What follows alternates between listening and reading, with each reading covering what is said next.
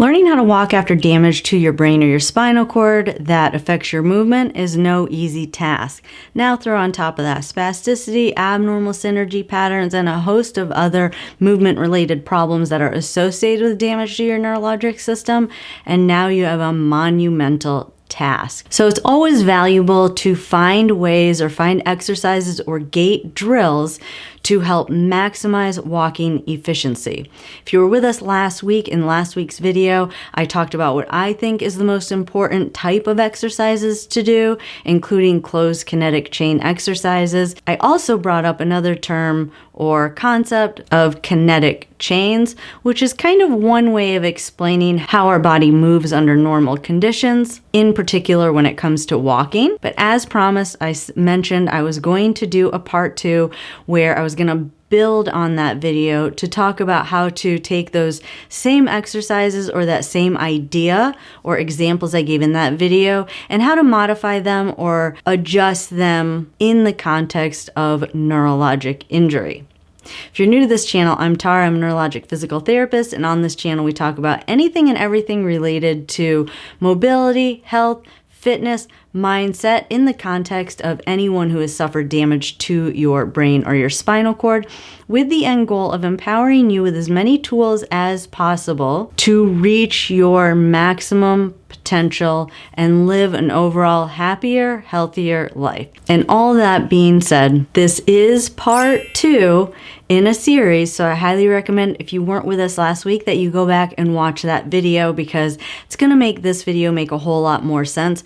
I will put a link in the description below for last week's video. So just scroll down below this video, below the like button, below all of that, expand that description section, and you will see a link for last week's video. So before I get into the meat of this week's video, I just want to briefly recap what I went over in last week's video. So the key takeaways that I hope you got out of last week's video regarding closed kinetic chains is that kinetic means movement, chains means how our bones are linked together via muscles, fascia, soft tissue structures, and organs, and that any force applied to one segment in a kinetic chain does have an impact on all the other segments in that chain. The other takeaway that I hope you got out of that video in relation to kinetic chains is that kinetic chains provide dynamic stability, meaning that in the context of walking,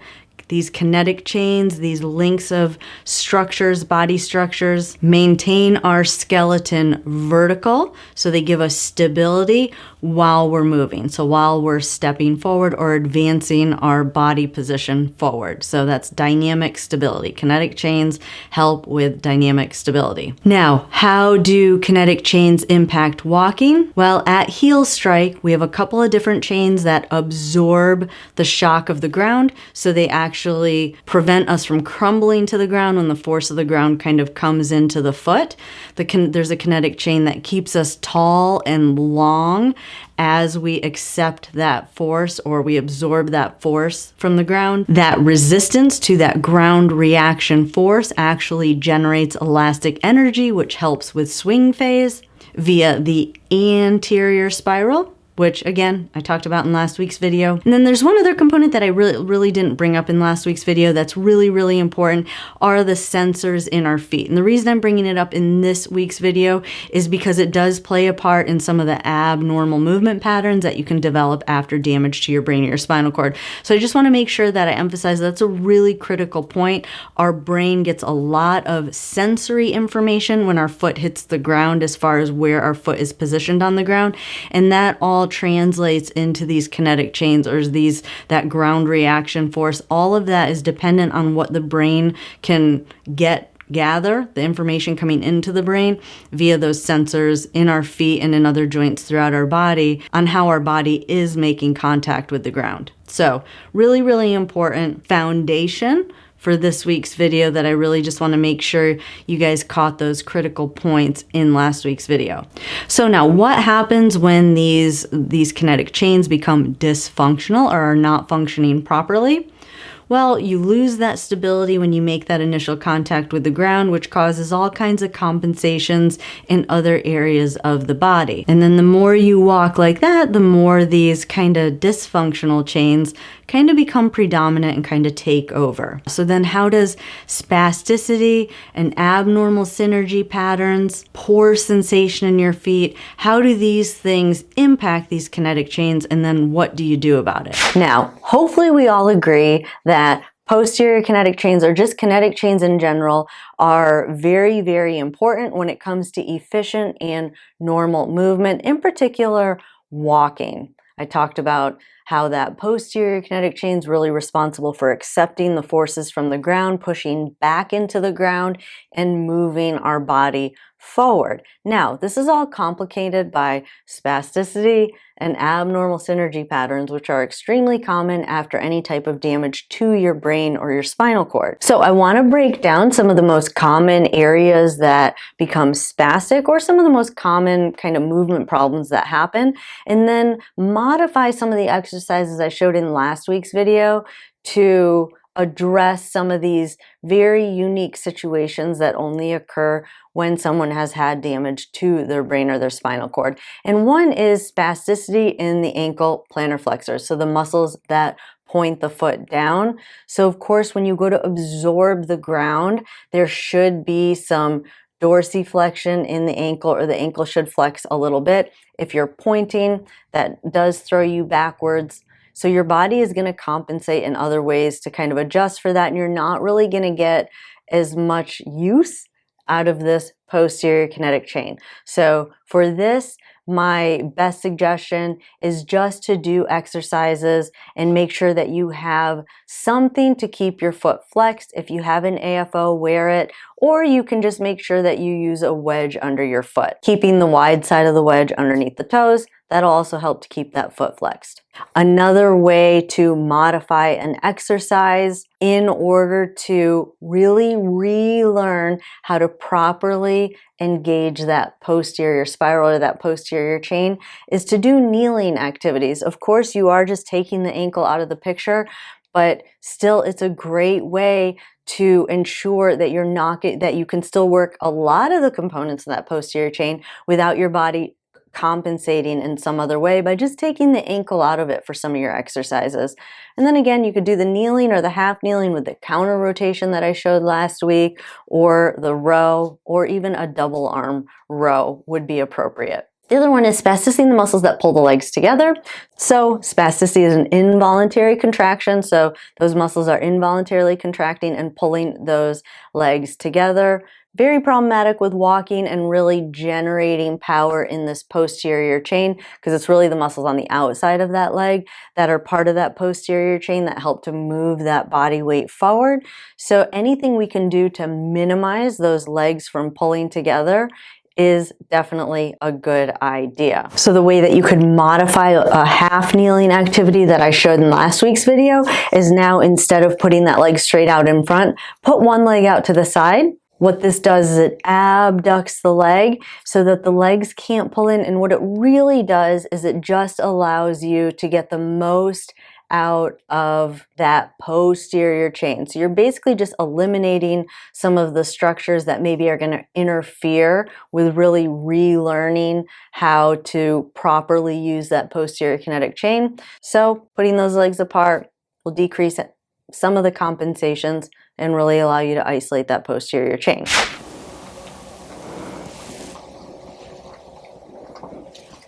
So for this exercise, what we're doing is really engaging this hip over here. So this is the working leg. This exercise is designed specifically for anyone who has hypertonicity in the muscles that pull the legs together. You're going to take the other leg and just put it out to the side. That'll inhibit those muscles from pulling those legs together and really hopefully help for you to really engage appropriately that posterior chain. So we're going to add a row with the opposite arm, really squeezing that shoulder blade when you bring that arm back, and engaging this hip, keeping that bottom tucked under, really squeezing that bottom and pulling back with the opposite arm.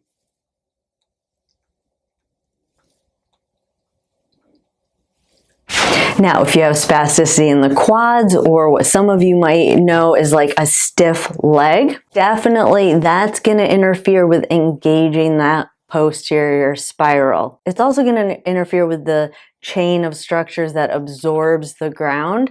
So my suggestion, if you have a stiff leg, meaning when you try and go and stand up, if your leg shoots out in front of you, that might mean that you have spasticity in that quadricep muscle. If you've ever been told you have an extensor synergy pattern in your leg, that might also indicate that you have extensor synergy pattern.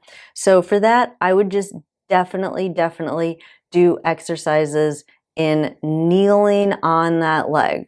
By kneeling on that leg, you're taking the knee out of it so you can't get that involuntary knee extension, and then just do rows with the opposite arm. So you're actually your uninvolved arm, doing rows with that arm, really working hard to keep that body straight and in alignment on that side. I just wanted to briefly announce a brand new home exercise library that's going to be available at www.rehab-hq.com. This program was specifically designed to speed up your recovery by giving you access to exercises that you could work on daily at home. You can filter these exercises by the category based on muscle groups, symptoms, and even diagnosis. You also have the ability to save your own specialized exercise program so that the next time you log in, you will be able to continue on where you left off during your previous session. Now, let's talk about the arm a little bit in the upper quadrant on the involved side, because most of you, or a lot of you that have that stiffness or spasticity in your leg, you also have that spasticity in your arm. In most cases, you have spasticity or overactivity in the muscles that pull that involved shoulder down and forward. So definitely at that absorption part of the walking cycle where you initially hit the ground and you absorb that body weight, you kind of miss that whole segment because you either kind of skip over the top of it because your body is not aligned to absorb that ground. So what I suggest for this one is do anything you can to stop that. So that's an involuntary contraction of that arm dropping down and coming forward. So my suggestion for this is put something under your elbow to just prop that side up, to inhibit or minimize that arm from dropping down, so that again you can really work that posterior chain and your body doesn't immediately compensate because that arm is dropping forward and down. So for this exercise, what I've done is I've just taken kind of a prop or anything that you can find that maybe is height adjustable to get it at just the right height, and just setting my elbow up on that. Now what this is doing is it's preventing my arm from dropping down. So it's really a modification to really keep your body in alignment. And then you're just doing a row with the opposite arm. So what we're doing with this is really trying to squeeze that shoulder blade back when we pull this back. Now really make sure that you're not dropping down at your hip right here or letting that hip bend. So you want to stay really tall and straight through that hip, using the table for any of you that have spasticity in your arm to prevent that arm from dropping down. So we want to keep really good alignment so that we can engage that posterior spiral or that posterior chain. And then this is your stronger arm, so you should either be able to do a row with this arm, or you can do a W position with this arm, or you can go straight back, or all the above.